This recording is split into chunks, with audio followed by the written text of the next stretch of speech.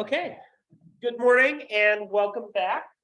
Let's go ahead and get rolling. The longest month of the year is finally over, so happy February. Today is our last class meeting before the first round of celebratory speeches, and I really wanted to use this class as an opportunity to help you to prepare for that speech, to talk about fundamentals in delivery, what makes for effective delivery in speeches, and to put you in the best position possible to prepare for the speech. So last class, we looked at just a reminder of the assignment, what we're looking for with the celebratory speech. At this point, it's a good idea to lock in which of those three topics, or if you have an alternative idea to propose, you're planning to do for the celebratory speech. We looked at some examples, multiple speeches that I think do a great job of showing us the genre in action, such as an acceptance speech, a commencement speech, and an after dinner speech. And then we started to talk about how introductions, conclusions, and transitions can help us to frame speeches. I wanted to hit on a couple of the points that we brought up toward the end of class that I think do a good job of connecting here to effective use of transitions and introductions in speeches. Again, this is a 4 to 5 minute speech among these three different options. So continue to think about if you'd like to do a commencement speech, a toast or roast to the year 2022, or a speech where you have received a scholarship. It's a good idea to have that determined by today so that you can make sure that you're able to start building the content of the speech. If you are scheduled to speak on Friday, so long as you send me a draft outline by the end of the day, I'm happy to return some early feedback to you. You don't have to do that, but I do like to give that option for people who are starting to think about that speech. And as a reminder, our speakers on Friday, and again, this is not ordered, I'll have you use the whiteboard to indicate your speaking order, include Lofa, Michaela, Natanya, Chris, Ella, and Alexander. So we have 4 speaking days. Our first set of folks will be on Friday. Again, if you have looked at the schedule and you know that you anticipate not being able to come to class on the day you're speaking, please let me know as soon as possible so that we can reschedule you. So wanted to hit on a couple last points related to how we use introductions, transitions, and other sentences effectively in speeches. Since this was the thing I noticed, we can continue to develop in this class. So as mentioned, right, one idea that I think is really important is the primacy effect. One of the reasons that I really like to harp on the use of outlines, the use of introductions and conclusions is because, typically speaking, we tend to best remember the very beginning of a speech, the very first things that somebody says, the impression that somebody first left on us, and we tend to remember the very end of the speech pretty well because it's the last thing that we hear, right? So getting those things as clear as possible sticks with us. Remember, when you're giving a speech, typically your audience is not going to remember all of the speech. They're going to remember how that speech made them feel. We think back to the speeches that we heard on Monday, there's a very good chance that you don't remember everything in those speeches, but you probably remember a few key points. You probably remember that the commencement speaker talked about hermit crabs, right? And used that as a metaphor to describe coming out of her shell and graduating successfully. We might think about how the acceptance speech example talked about the speaker's experience as a child actor, having challenges, developing a career path forward, but was able to do so effectively because he was given an opportunity. Or we could think about how, in the context of after dinner speech we heard, it was very silly, it was very awkward in the beginning. She had this long bit about not knowing what to do with her hands, but had an important point about self-love, right? So the primacy effect, we generally don't remember what's in the middle as well, but if we're reminded at the end and we're framed as to what to look at in the beginning, that helps our audiences follow the speech along effectively. Internal previews, so when you are on a body point, right, that body point might have a couple details or components to it. So for example, if in your celebratory speech, you're reflecting on your own life as a student, you might put that in the context of your time before coming to EOU and your time at EOU, right? It's one body point, but maybe you have a couple subpoints under that. So if you've read through some of the parts of the Gunn book, right, you'll know that Gunn likes to bring up the idea of the magic 3, having 3 body points. That's a really good sweet spot, especially for the later speeches. But for this speech, just like last one, 2 Body points is totally fine. If you find that you need more time, you're running up short, you're not hitting the 4-minute mark, you might include a third body point as well. But within those body points have multiple parts to them. You can use subpoints within a body point to clarify some of the points you'll be talking about to the audience. So you have a big body point, right? My experience at EOU, and you might separate that into your involvement in the philosophy club and your involvement in softball. So conclusions, right? A final call or provocation, generally speaking, that clincher and ending sentence can do a great job of setting the tone. In a commencement speech, you might, for example, talk about how you want to impart the wisdom that life happens while we're making plans, but our ability to adapt is crucial, right? That's something you really want to make sure people are remembering. Perhaps that brings us back to the thesis that you gave for the speech. Remind us of your attention getter, right? So really giving a clear link back to the very beginning of the speech. Again, the commencement speech that used the hermit crab did that well. There are disagreeing schools of thought on the use of ending a speech with thank you, right? So sometimes a thank you can be useful if you want to express your gratitude about speaking in front of an audience, but sometimes ending a speech on a thank you can seem a little bit hokey, can seem a little bit awkward, right? One thing that you can try is to end a speech just with a pause, right? The end of the speech, the last sentence you give should give a clear impression to the audience that the speech is over, right? If the thank you that you give is abrupt and the conclusion of the speech is not clear to the audience, that can be a challenge. So play around with it, right? Not every context is going to necessitate a thank you at the end of the speech, but it can be useful if you feel like it's appropriate to address your audience in that way. So just wanted to hit on those few points. I want to give some time to help you to think about the celebratory speech, since some of you will be presenting on Friday. And then I'll be talking about some elements we can continue to work on with regard to delivery and effective speaking style. I'll also show an example speech, another commencement speech that gives a great context for how we can use delivery effectively. So this is part 1 of your attendance, and I will be asking you to turn this in at the end of class. You can write or type this with your name on it. I want you to take some time and think to yourself, first of all, at this stage, what is the kind of celebratory speech that you intend to give to the class?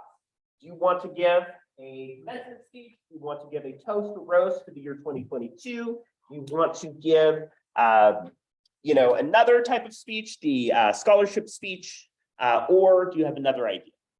So take some time to think about this one. After that, I want you to think about, if you haven't done so already, what 2 to 3 major points you could include in the speech might be. You might think about organizational style, historical style, right? You might do like past, present, future. You might choose to do a topical style, talking about different activities that you're interested in, or a different organizational format like problem solution.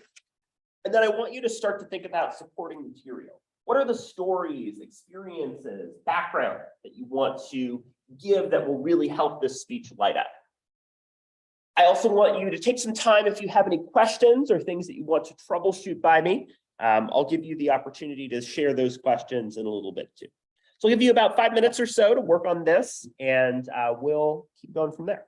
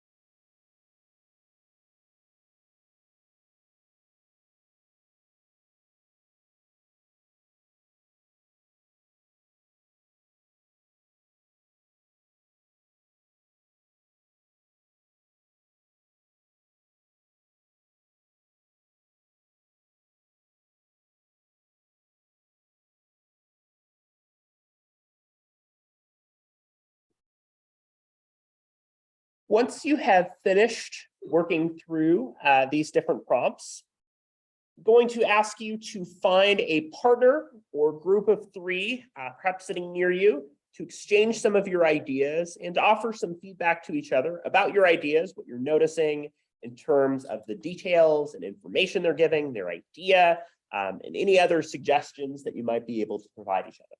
So continue working if you're working on this prompt, and then once you're finished, take some time to meet with a partner or group of three to discuss and exchange your ideas.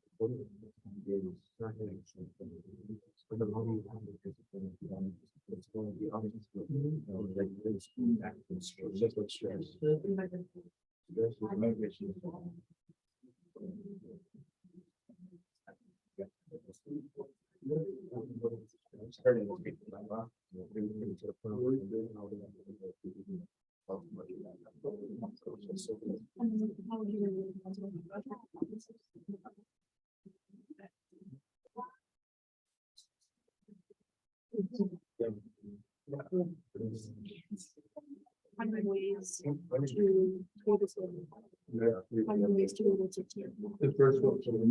Yeah.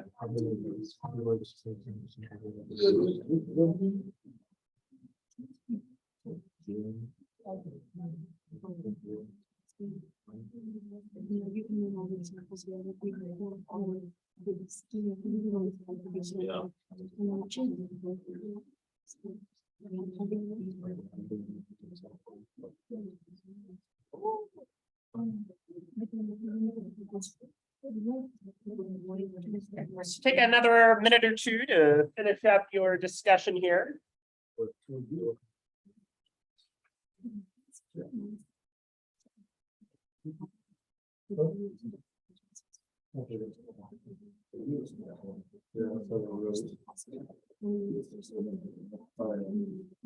So I would.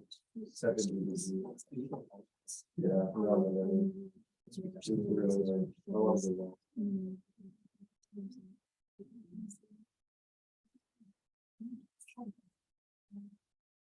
So it sounds like the conversation has mostly hit a lull.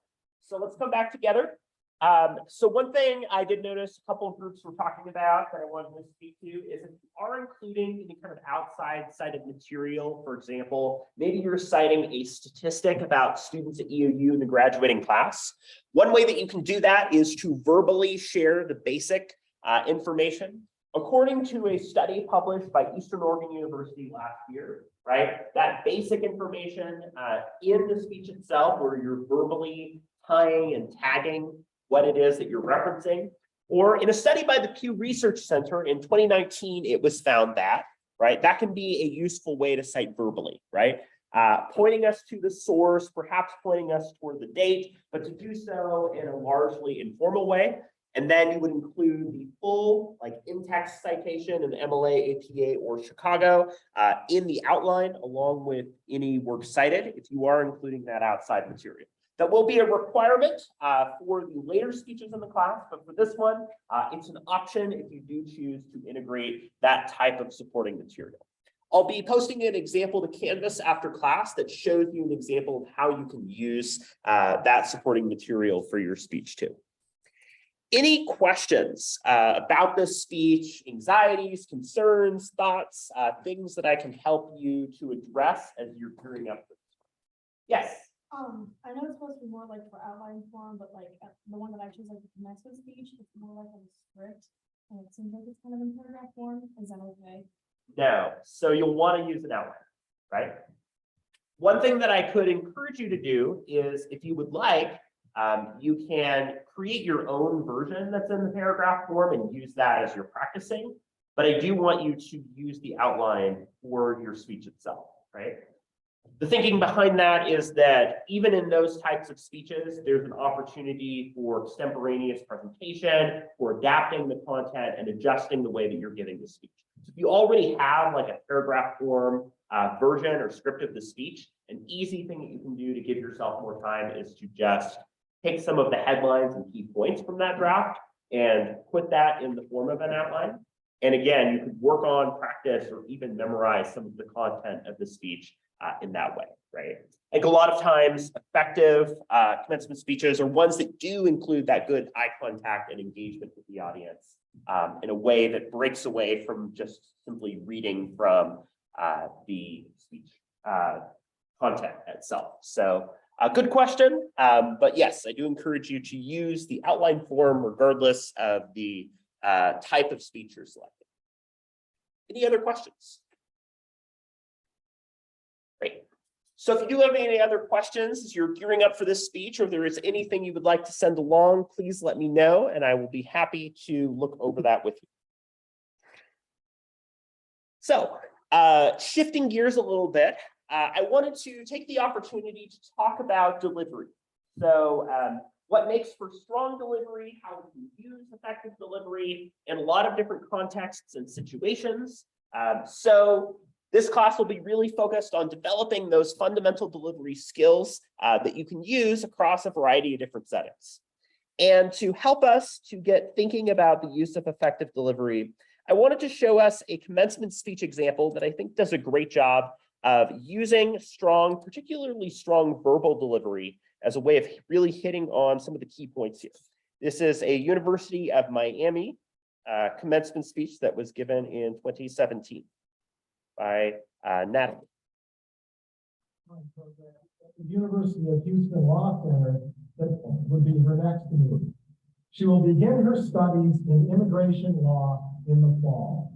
Please welcome Natalie Fiala.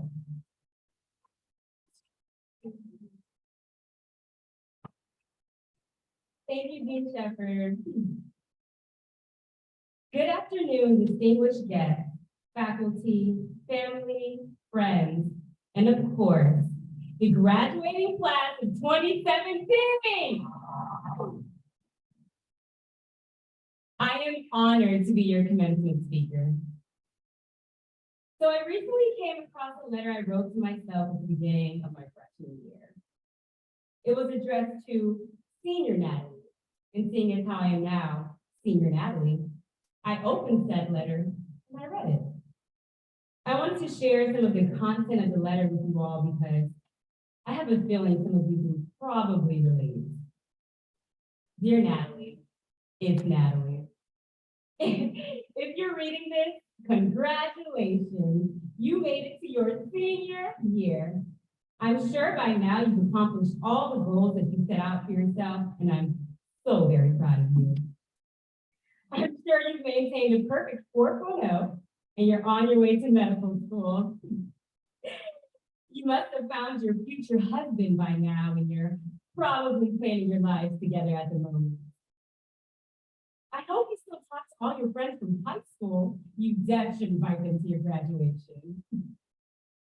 I assume you're student government president, just like you were in high school. Aren't you glad you applied for the freshman leadership council? Hopefully, once you got it, you worked your way up the ranks and got to the top position. The letter goes on in this fashion, listing more of my goals, wishes, and expectations. Just hoping and praying things went according to plan. I just want to take some time now to respond to my innocent and highly ambitious freshman year self. Dear Natalie, it's Natalie. Don't panic, but absolutely nothing went according to your plan. Like literally, not one goal that you listed was accomplished. No, you did not, yes, exactly.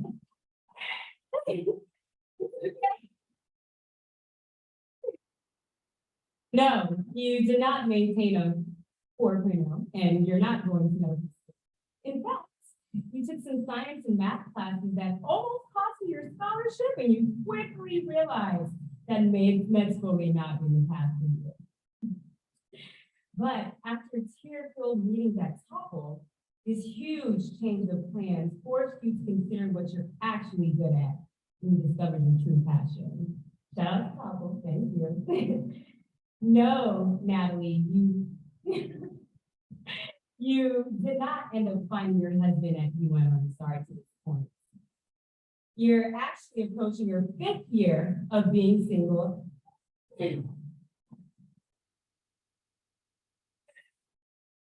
Well, there was this stint your junior year that you honestly could have done without, but that's okay.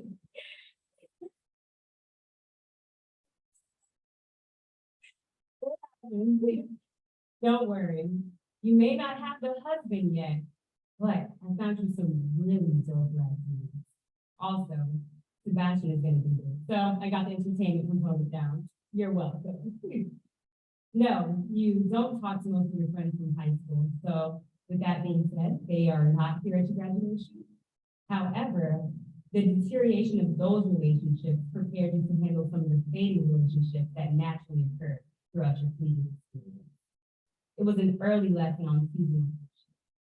And in case you all don't know, I am not your student government president.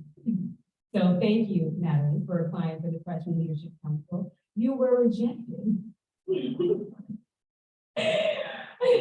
But your rejection from that prompted you to apply for another freshman program called First Year U, where you met your best friend, hey Kayla, you connected with your mentor, hey Brittany, and it later led to your first real job.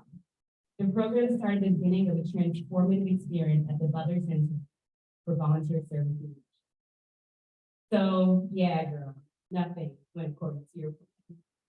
And yet, that's undoubtedly the best thing that's happened to you. Class of 2017, we made it. We made it. Whether you're graduating early or you took a scenic route across State Bridge here, you made it. I'm certain as you reflect on your viewing experience, there are some things that didn't happen when you wanted them to. Some plans probably fell through, and I'm sure some relationships didn't stand the test of time. But don't worry, All of it was integral in shaping who you are today. If those changes never took place, you would have never grown. Look around really quickly and see how beautiful growth can be. And as we leave Biscayne's wondrous shore with our hard-earned degrees in hand, I assure you, there's gonna be some changes. Some plans are gonna fall apart, some goals won't be accomplished. But when these events occur, come back to this very moment.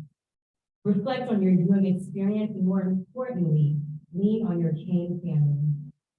Although this time it won't be over a picture at the Rats, I'm still confident your fellow Canes will remind you of your offerings. Remind you how the same changes you fear molded your legacy. They will urge you not to worry because always seems to work out in the end.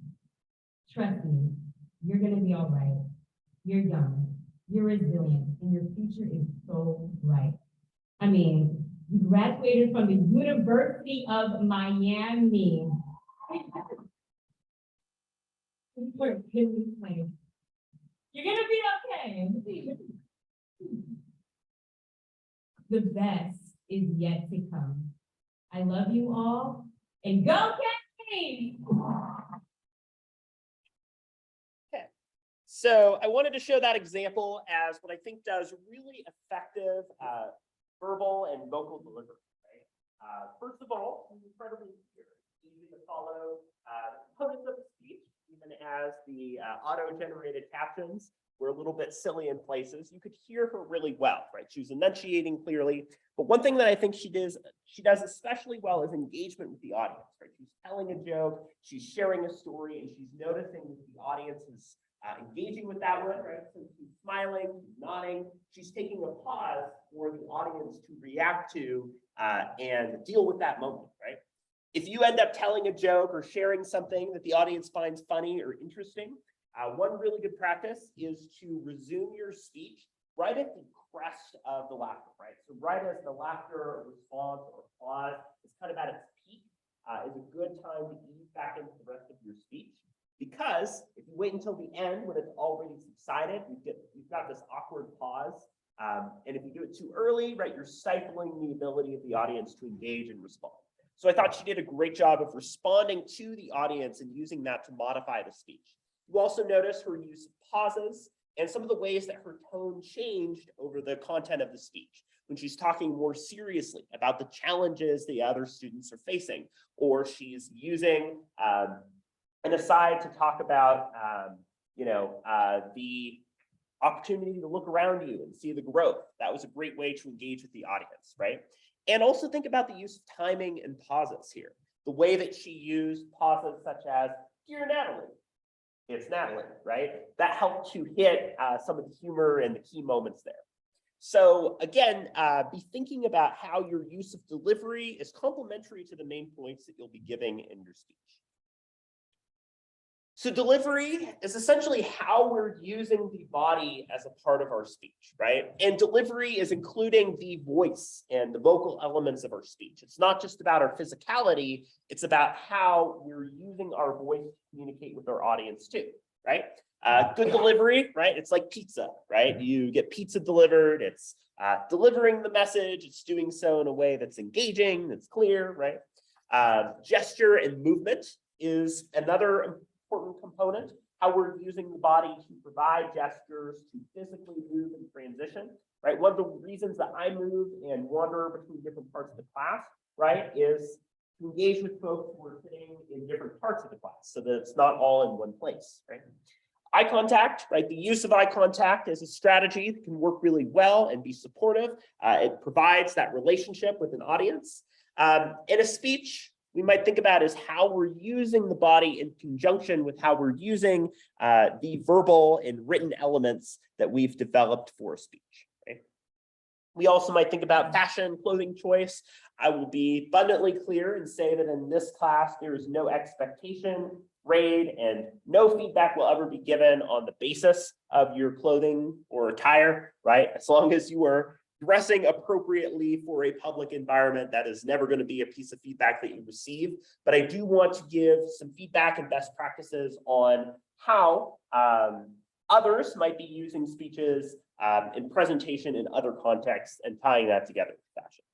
In the speech and debate world, there is this whole gross kind of underbelly where like people give comments and judging people's appearances about like the size of their suit, the size of their leggings, like all of that stuff I think is really gross and offensive. It's not anything we'll be discussing in this class and your speech feedback in any way, but I do think it's helpful for us to think about how fashion and attire is thought about in some professional settings to give you a set of tools to think about outside of this class.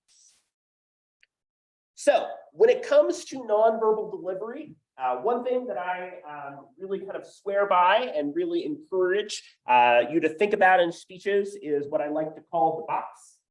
So the box kind of represented in the slide, but you can think about the box as this location here. It's kind of around your chest area, right? The box is generally speaking the best place for you to provide physical gestures, right? You're gesturing down here, you're like, I don't know, like a penguin or something that's waddling around. You're gesturing up here, it seems kind of silly, right? You're like waving somebody down, right? A good gesture is kind of at this area. You're gesturing too far out, right? You're kind of overstretching. If you're gesturing too far in, you're kind of like a T-Rex. So trying to have this type of balance within the box can be a really useful way for you to use delivery effectively, right? If you are ever in doubt about gestures and how to use gestures, you can think about the sandwich method, right? So you are, putting on a loaf of bread, you're spreading on some mayo, you're putting in a tomato, right? When in doubt, you're not sure about what to do with gestures. That can be a good reference point. Imagine that you are making yourself a sandwich. Another way you can think about gestures, right, is to think about letting them happen naturally.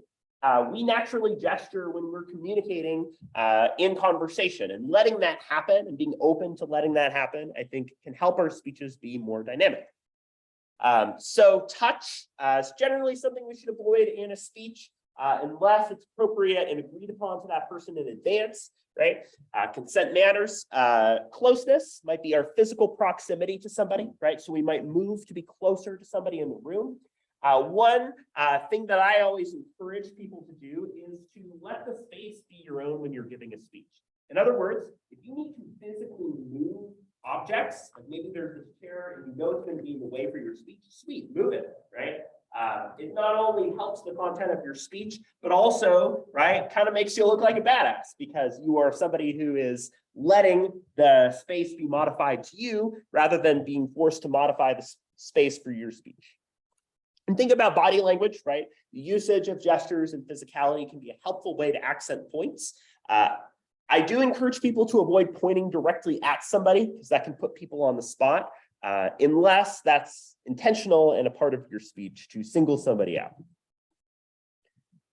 So verbal delivery can involve our tone, right? How we're using emotions to communicate. I thought Natalie's speech did a great job of oscillating between more happy and cheerful moments with more challenging ones, right? We didn't have the connections or relationships that we thought that we would, right? And oscillating between those two things was done really well, I think. Tone work is adjusting the tone to the situation. So perhaps you're speaking and some of the jokes and humor aren't landing, right? You're taking a pause, you're moving on. And then there's also this idea that speech was about the sort of elocutionary movement, about how we focus on sort of addressing the needs of the audience. But we also know that this approach to speaking in the past has become less popular as there's been a shift to a lot of other platforms for speaking. So how we use the body to express ourselves and how we adorn the body are two parts of delivery, right? We can think about how we are engaging with our bodies as we're giving a speech, but also how our bodies are being noticed by other people. So when it comes to vocal elements of delivery, right, there are different things that we can think about here. One of them is our use of volume.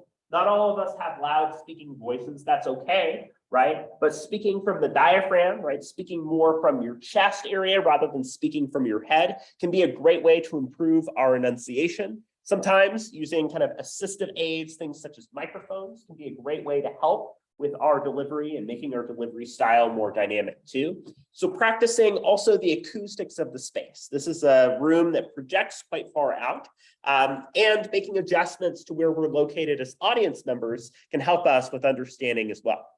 Pitch, right? Pitch refers to high pitch or low pitch. We naturally will make changes to our pitch. We should avoid speaking in monotone. We should adjust our pitch to emphasize key points in our speech. Articulation, right, refers to things related to our speaking clarity and our ability to get words out, right? I know it's silly to do tongue twisters, right? Sally sells seashells by the seashore. I am a mother pheasant plucker. I pluck mother pheasants. I'm the most pleasant mother pheasant plucker to have ever plucked a mother pheasant, but it really does help, right? It helps to practice, to loosen up your muscles and to train ahead of time. Pronunciation, right? Make sure that you get the pronunciation correct of key ideas and concepts. I really appreciated, for example, we had a partner introduction speech in which, there was language that somebody really made an effort to pronounce correctly and to get right before the speech started. So I think using that and making sure you've got the pronunciation you need is important. Otherwise, that's a distraction.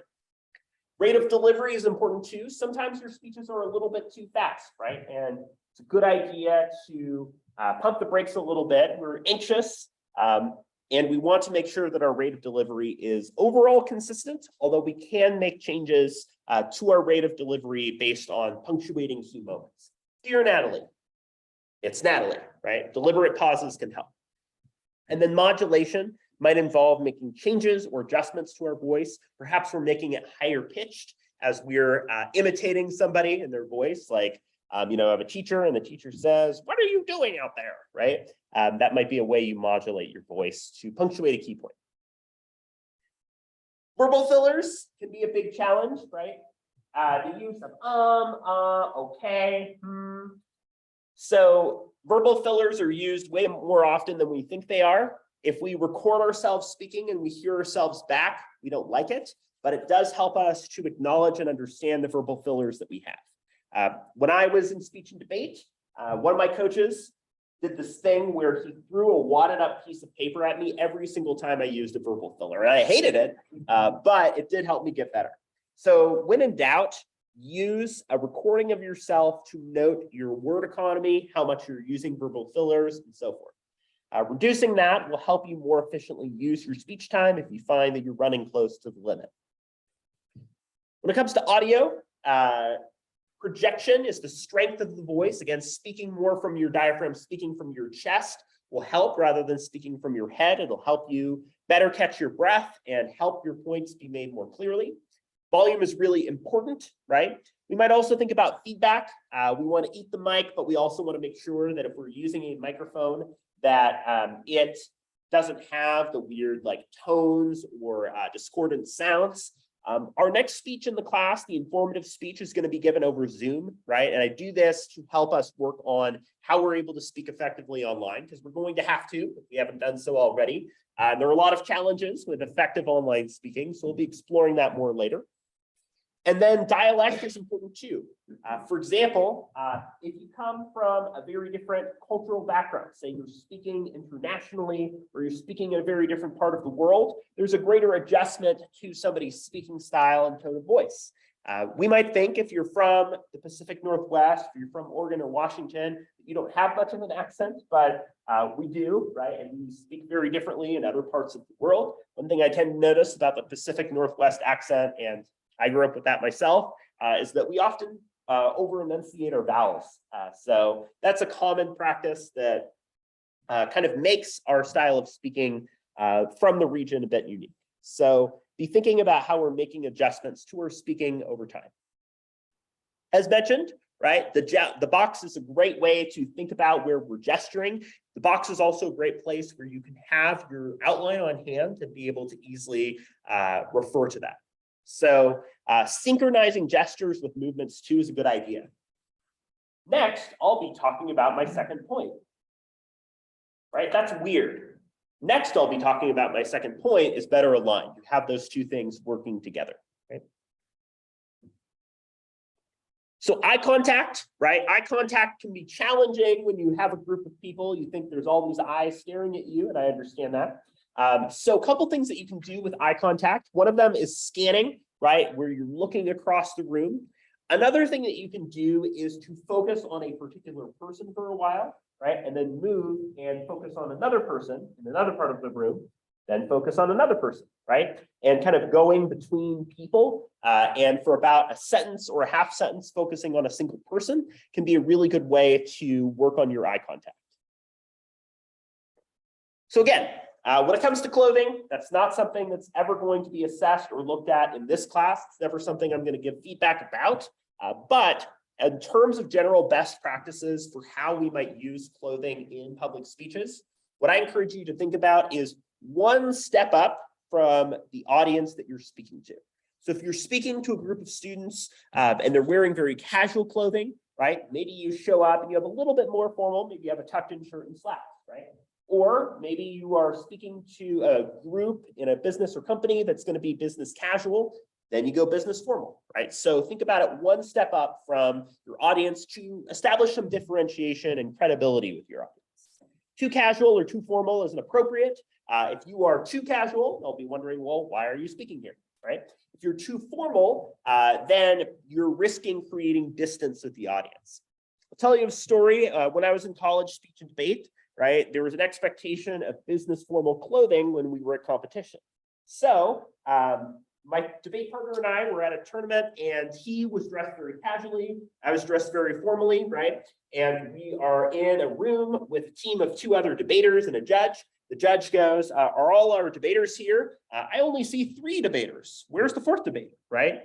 My debate partner was right there, but because he wasn't dressed according to the expectations of that tournament, he was treated as if he wasn't even there, which is very mean, right? But also is showing, I think, an example of consequences that can happen when we're not adjusting the way that we speak in a moment. There are a lot of efforts related to community drives to support through clothing donations and other initiatives, because I think there's a lot of class and power and financial disparities in assuming what people have access to in attire as well. So thinking about context and situation, what's appropriate for the group of people that I'm speaking to, I think is the best way to think about how we make choices about clothing in our speeches. Style, right, is how somebody uses word choice and delivery, how they show their relationship to the audience. We might think about how Natalie's speech used a letter to herself as a way of communicating her own style, her reflection, and her ability to move forward. How we say something and use our delivery is important here.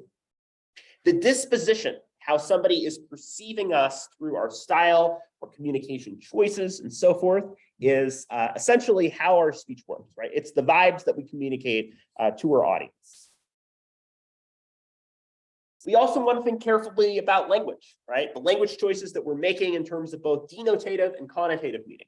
If I were to say I was a part of a clique, yes, on paper, that sounds like a set of people. That's the dictionary definition.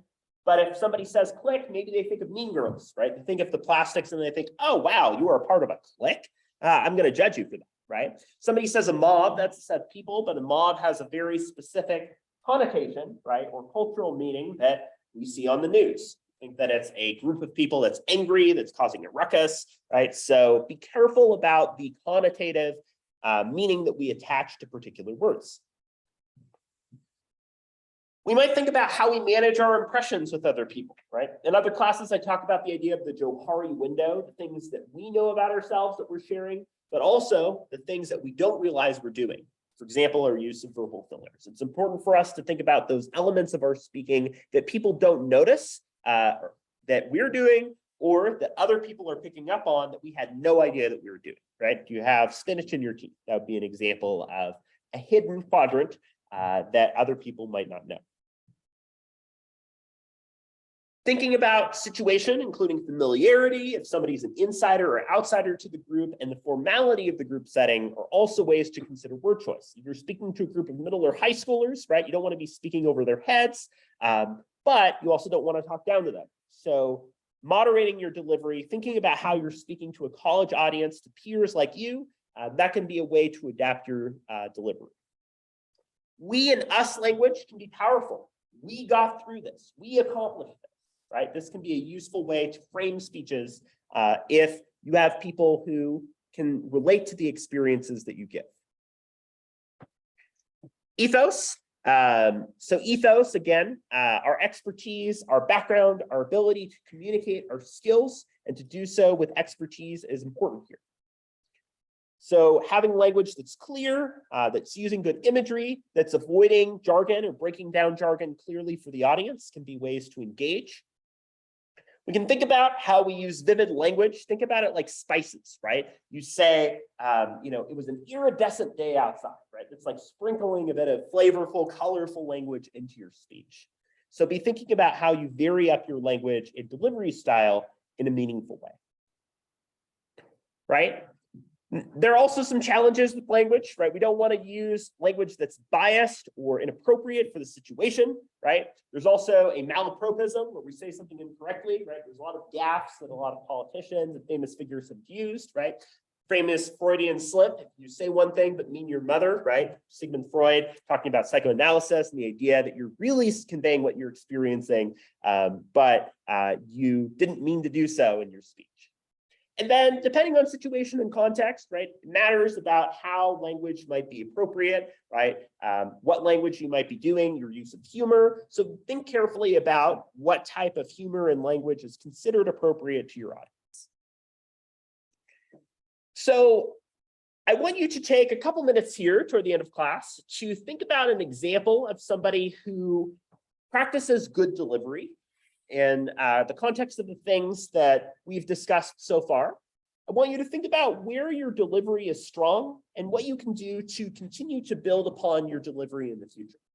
So I know we've only got a little bit of time, but I want you to perhaps jot down a couple notes about a strong speaker, something you can do to continue to work on delivery, and something that's going well with your delivery.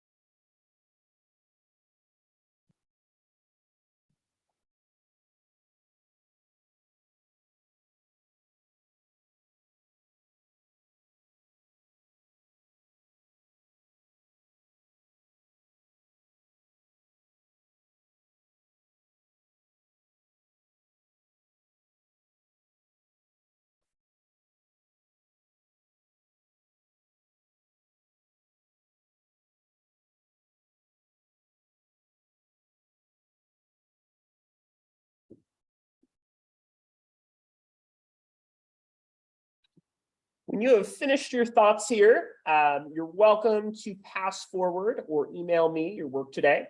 We took some time today to talk about delivery, how to prepare for these celebratory speeches. If you want to send me a draft or outline of your speech ahead of time, you're welcome to do so. So once you finished, you're welcome to send that to me and head out for the day. A great rest of your morning, and I look forward to seeing you again for Friday.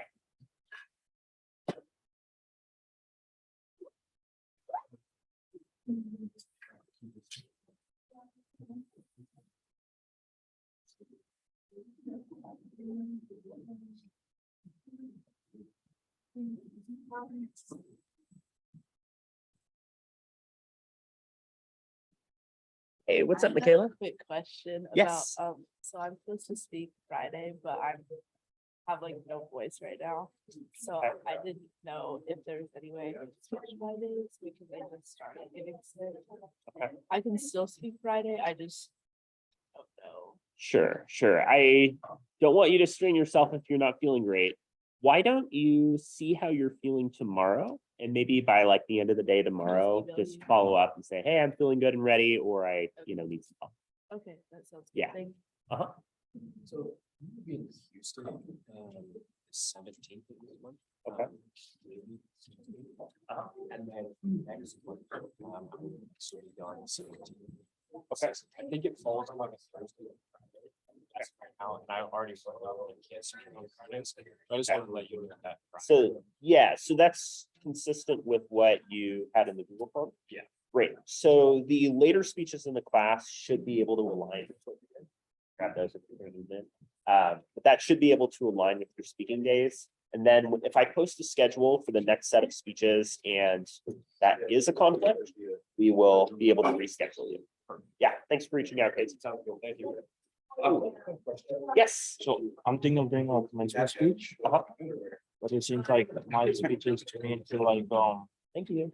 me reflecting on my past experience. Can I switch it up like instead of doing like the actual one, which is commencement speech, like kind of reflect on talk about my past experience in peer review or kind of. So are you thinking about doing a commencement speech or a different type of speech? I'm a little confused. I was thinking at first I was doing commencement speech, but then it seems like it's kind of I'm falling into the patterns of commencement, so I think of a different speech. So what like type of speech would the speech you're talking about fit into under the celebratory genre? So why don't you take some time to think a little bit about that? If you can connect your speech idea to one of the categories of celebratory speaking that we've talked about, I'm totally happy to explore that. Otherwise, you might think about how you can use the celebratory genre, like in a commencement speech, to fit in the reflective style you're talking about. If that Okay, makes sense. Cool. Yeah, but continue to think about that. I'm happy to explore that as an option. I think I just need, we'll just have to continue to think about it. thank Yeah, you. thanks for checking in. Hello. Hi, so, my MacBook died, so Okay. I have part 2 on this and then part 1 on this. Do you want me to just type it all out and email it, or can I give you this and then? You can give me this, and then for the other part, once you've got a connection back, I'll be able to take that. Yeah. Okay, cool. Yeah, I thanks just for didn't letting know me if it was in 2 parts, but it would be 2. No, that should be okay. I Okay. think I've got what I need. Okay, Thank you. I don't know if I send you an email. And I was when I put the date, I said I drill this weekend. Okay. And so I do have like a letter that's like, oh, these are my drill dates, and this is even like for 3 days. So accounting for like attendance files on that, but you have a Zoom, right? I don't for speaking days, but you're not speaking on Friday, right? Okay, so then you'll be fine. Okay. Yeah, since you're traveling and all of that, then yeah, you should be all set. Okay. Appreciate that. Thanks for checking in. Hi, Mary. I am planning to make 2 outlines. Okay. One for speaking and one for the other one, I forgot the name. Okay. Because I want to have my whole speech in one of it, like the Okay. speaking outline. Will that be okay? So one thing you're going to want to work on is with delivery, right? You don't want to be reading off of the speech the whole time. Yeah. So you can do that as supporting material for your speech. I just encourage you to be cautious, Okay. right? And make sure that you're creating the opportunity for the speech to be engaged, dynamic, giving yourself the chance to be extemporaneous if you want to. Okay. So you're welcome to give that a try. I just give you some caveats about how you might use that prepared material. Okay. So do you want me to turn in both or one of them? I will only need the outline. Okay. Yeah, that's the only thing I'll be using to grade, so. Okay, great. Thank you. And one more thing, I want to connect my experience as starting coding to Mhm. real life examples. Like Oh, you have yeah. to be patient, like the Hermes crab example, the story. So I will need your help to form that out because I'm thinking about it, but I cannot form it out, like how to organize it, how to connect it with the real life, you know, the Yeah, transitioning part of the speech. sure. Yeah. I think one way to think about this is to think about if there's like a concept in coding, right? Like Mhm. scripting or something similar that you can use to like connect that idea, Mhm. right? So it's like the scripts that we use in real life or, something like that. Or maybe you're breaking down and explaining something related to computer programming or Mhm. another topic. Yeah. that you're connecting to the rest of the speech too. Like, Okay, you know what I mean? Like breaking something down for the audience that you feel like connects to your topic, but also connects to the ideas that the audience has too. got it. But yeah, I think that those things, it's a great idea to have that connection, and I'd be happy to chat further with you about some of the ways that you can work on that. Great, thank you very much. Yeah, of You have a good course. day. Thanks. You too, Mary.